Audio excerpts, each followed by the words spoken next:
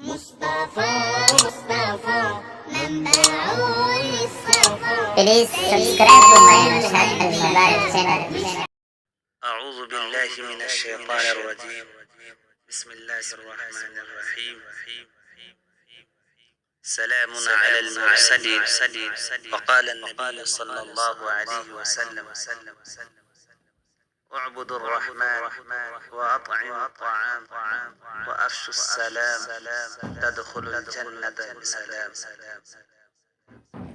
سامعین کرام، دنیا کی تمام مہذب قوموں میں ملاقات کے وقت پیار و محبت، جذبہ اکرام، خیر اندیشی کا اظہار کرنے اور مخاطب کو مانوس و مسرور کرنے کے لیے خاص کلمہ کہنے کا رواج ہے۔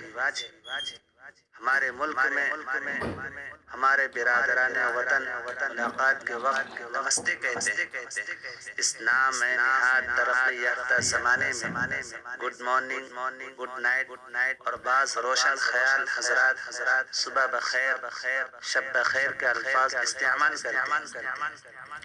حضرت عمران بن حسین رضی اللہ عنہ کا بیان ہے کہ قبل از اسلام عرب کی عادت تھی کہ جب وہ آپس میں ملاقات کرتے تو ایک دوسرے کو حیاک اللہ، اللہ تم کو زندہ رکھے، انعم اللہ بک عینا، اللہ تعالیٰ تمہاری آنکھ کو ٹھنڈا کرے، انعم صباح، تمہاری صبح خوشگوار ہو، وغیرہ الفاظ استعمال کیا کرتے تھے۔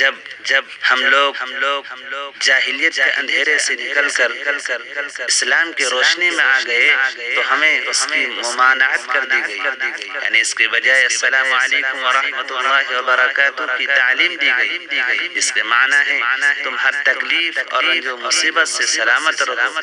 ابن العربی نے احکام القرآن میں فرمایا لفظ سلام اللہ تعالیٰ کے اسماء الحسنی میں سے السلام علیکم کے معنی ہے اللہ رقیب علیم، اللہ تمہارا محافظ ہے۔ میرے بھائیو، سلام کی جامعیت و معنویت، سلام نہایت جامع دعائیہ کلمہ ہے۔ یہ کلمہ پیار و محبت اور اکرام کے اظہار کے لیے بہترین لفظ اور اس کی کئی معنوی خصوصیات ہیں۔ سلام اللہ تعالیٰ کے اسماء الحسنی میں سے ہے۔ سلام صرف اظہار محبت ہی نہیں بلکہ ادائے حق محبت بھی ہے۔ اللہ تعالیٰ سے دعا ہے کہ آپ کو اللہ تعالیٰ تمام آفات اور آلات آلام سے محفوظ رکھے۔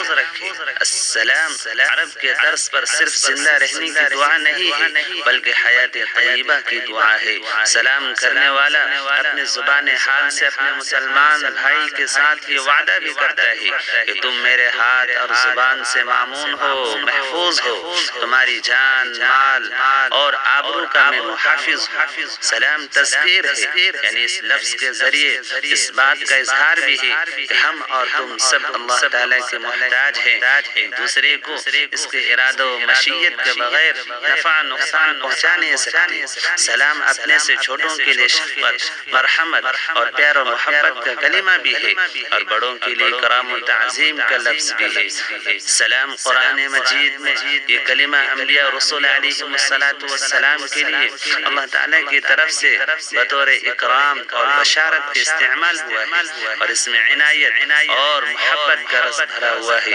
چنانچہ ارشاد خداوندی ہے سلام علی نوح فی العالمین، سلام علی ابراہیم، سلام علی موسیٰ و ہارون، سلام علی الیاسین، سلام علی المرسلین، سلام علی عبادہ الذین اصطفیٰ۔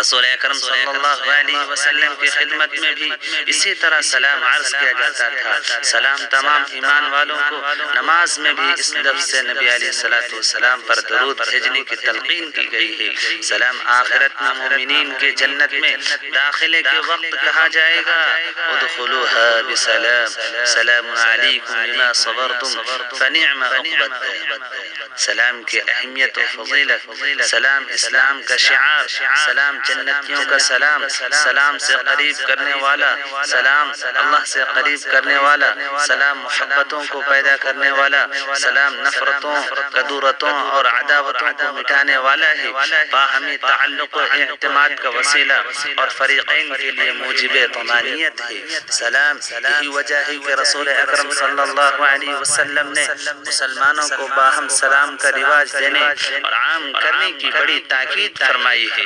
اسلامی دنیا کی فضا اس کی لہروں سے معمور رہے اور اس کو افضل الاعمال قرار دیا اور اس کے فضائل و برکات اور اجر و ثواب کو بیان فرمایا ہے۔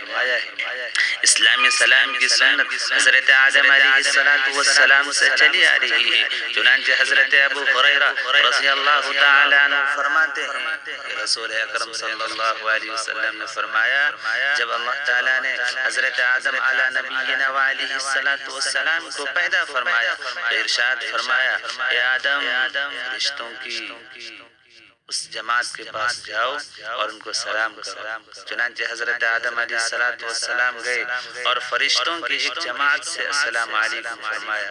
فرشتوں نے جواب میں عرض کیا، وعلیکم السلام ورحمۃ اللہ وبرکاتہ۔ اللہ تعالیٰ نے فرمایا، اے آدم یہ سلام تمہاری اور تمہارے اولاد کا تحیہ ہے۔ صحیح مسلم میں حضرت ابو ہریرہ رضی اللہ تعالیٰ عنہ کی حدیث ہے کہ رسول اکرم صلی اللہ علیہ وسلم نے فرمایا، تم جنت میں اس وقت تک داخل نہیں ہو سکتے جب تک کہ مومن نہ بن جاؤ، اور تمہارا ایمان مکمل نہیں ہو سکتا جب تک آپس میں ایک دوسرے سے محبت نہ کرو۔ میں تم کو ایسی چیز بتاتا ہوں کہ اگر تم اس پر عمل کر لو تو تمہارے آپس میں محبت قائم ہو جائے گی، وہ یہ کہ آپس میں سلام کو عام کرو، یعنی ہر مسلمان کے لیے خواہ اس سے جان پہچان ہو یا نہ ہو سلام کرو۔ حضرت عبداللہ ابن عمر رضی اللہ تعالیٰ عنہ سے مروی ہے کہ رسول اکرم صلی اللہ علیہ وسلم نے فرمایا، لوگو خدا بند رحمان کی عبادت کرو اور بندگان خدا کو کھانا کھلاؤ، محتاج اور مسکین بندوں کو بطور صدقہ اور دوستوں عزیزوں اور اللہ کے نیک بندوں کو بطور ہدیہ اخلاص اور محبت کے کھانا کھلایا جائے، جو لوگوں کو جوڑنے اور باہم سلام کو باہم محبت و الفت پیدا کرنے کا بہترین وسیلہ ہے، اور سلام کو پھیلاؤ تو تم پوری سلامتی کے ساتھ جنت میں پہنچ جاؤ گے، جس کو حضور اکرم صلی اللہ علیہ وسلم نے فرمایا، اعبدوا الرحمن واطعموا الطعام وافشوا السلام تدخلوا الجنت بسلام۔ ایک حدیث میں رسول اکرم صلی اللہ علیہ وسلم نے حضرت انس سے فرمایا، اے بیٹے جب تم اپنے گھر والوں کے پاس جاؤ تو تم سلام کیا کرو، یہ سلام تمہارے لیے اور تمہارے گھر والوں کے لیے برکت کا سبب ہوگا۔ حضرت عبداللہ ابن عمر رضی اللہ تعالیٰ عنہ سے مروی ہے، ایک دن ایک شخص نے رسول اکرم صلی اللہ علیہ وسلم سے عرض کیا کہ کون سا سب سے بہتر عمل ہے؟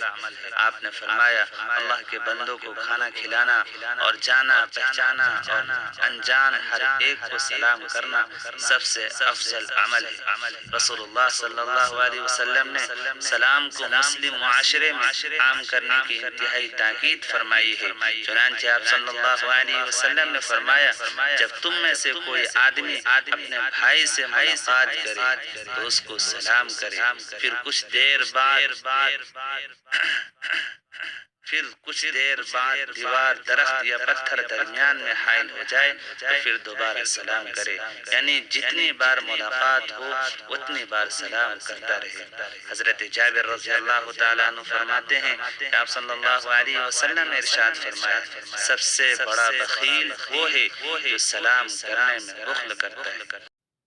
اسی طریقے سے حضور اکرم صلی اللہ علیہ وسلم نے فرمایا، ما من مسلمین یلتقیان فیتصافحان الا غفر لهما قبل ان یفترقا، کہ جب دو مسلمان آپس میں ملتے ہیں اور وہ دونوں مصافحہ کرتے ہیں تو ان دونوں کے جدا ہونے سے پہلے اللہ تعالیٰ ان کے گناہوں کو بخش دیتے ہیں۔ اور اسی طریقے سے حضور اکرم صلی اللہ علیہ وسلم نے فرمایا کہ جب دو مسلمان آپس میں ملتے ہیں اور سلام کرتے ہیں پھر مصافحہ کرتے ہیں تو ان کے گناہ اس طریقے سے جھڑ جاتے ہیں جس طریقے سے درختوں سے پتے جھڑ جاتے ہیں۔ السلام